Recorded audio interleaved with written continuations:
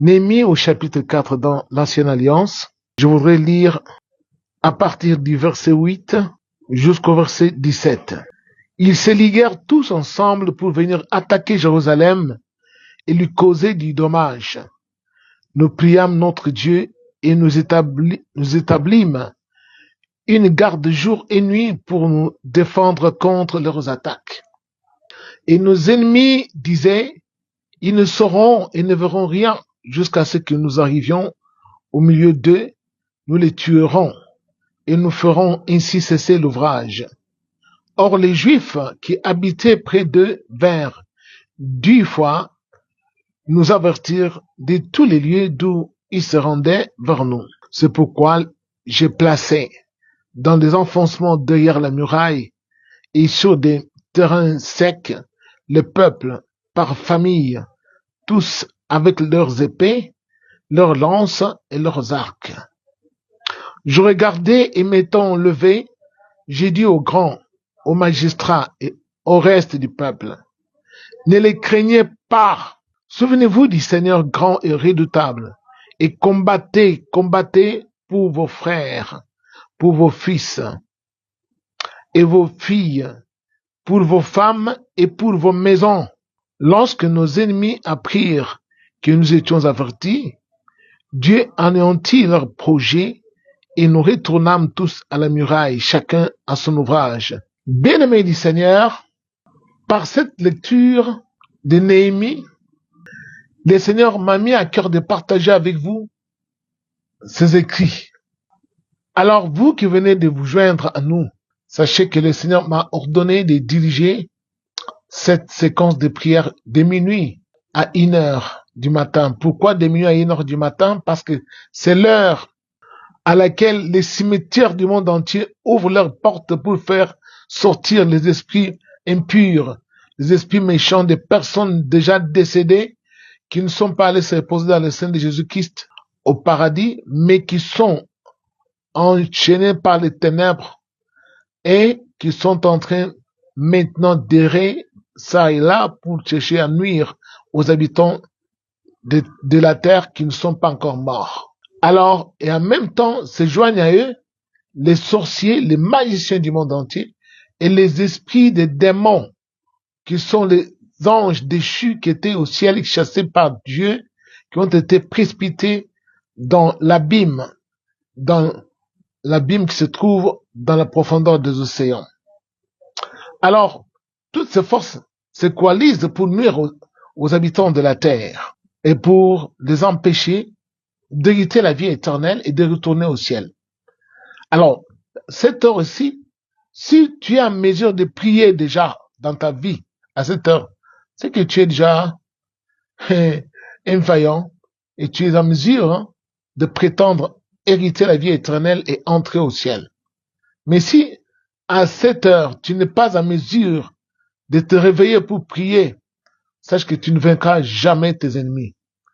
Alors, ces prières en ce moment doivent aussi intéresser le peuple congolais qui est à la croisée de son destin. Pourquoi? Parce que l'histoire que nous allons voir ressemble à tout point de vue à l'histoire des enfants d'Israël qui se trouvent en Palestine en ce temps-là. Mais nous sommes d'Israël de Dieu ici au Congo, d'Israël messianique tel que Dieu l'a voulu, et Dieu a choisi le Congo. Je vais expliquer hier, j'avais expliqué que les gens ne se trompent pas, ne pensent pas que le pays Congo a été créé par les Belges ou par les Occidentaux, a été créé par hasard. Non, c'est Dieu qui avait créé ce pays depuis la nuit du temps parce que les jardins d'Éden étaient au Congo, Kinshasa.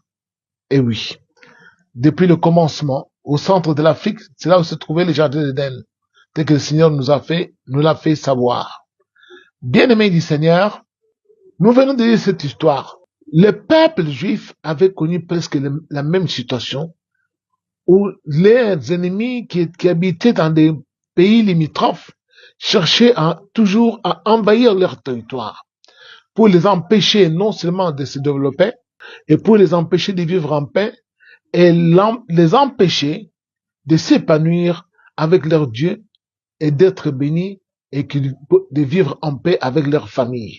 Alors, mais qu'est-ce qu'ils avaient résolu? Non seulement ils ont recouru à la prière, invoquant Dieu, et quand ils invoquaient Dieu, Dieu leur avait inspiré comment de pouvoir s'organiser. Une partie d'entre eux devait continuer à travailler pour pouvoir bâtir la muraille de Jérusalem qui protégerait la ville contre les intrusions des armées étrangères, et une autre partie devait porter les armes pour combattre. Et oui, parce que, qu'on se le dise, beaucoup de gens voient que notre pays est en guerre. Et notre pays étant en guerre, les gens, on s'est rendu compte que les Congolais s'imaginent que, donc, les étrangers qui viennent, qui envahissent notre pays, ils vont nous donner la paix. Même si nous avons des problèmes avec nos dirigeants. Mais les étrangers qui viennent chez nous ne peuvent pas nous donner la paix en nous dirigeant et ils ont des armes.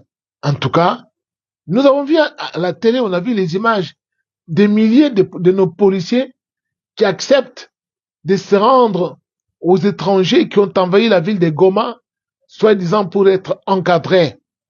Écoutez-moi, Congolais, ça c'est la déchéance totale de notre population.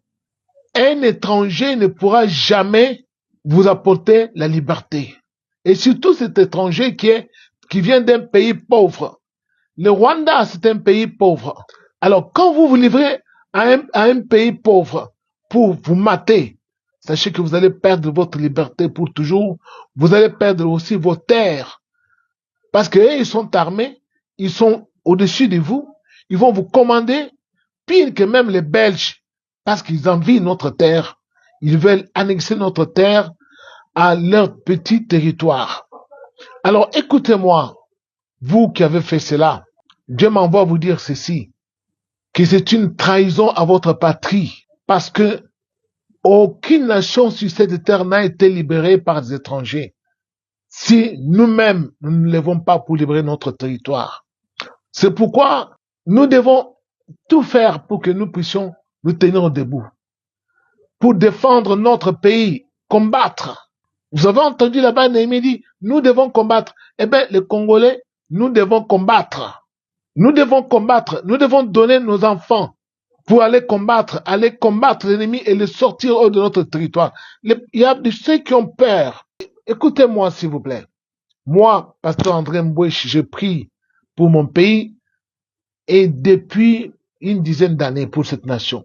Je prie pour mon pays et Dieu m'avait déjà prévenu que Kagame a toujours été au Congo et a des visées toujours expansionnistes sur notre territoire. Vous dites que Nanga va venir à Kinshasa. Mais moi, Dieu m'a montré pas Nanga. Mais Dieu m'a montré Kagame, c'est lui qui veut venir à Kinshasa.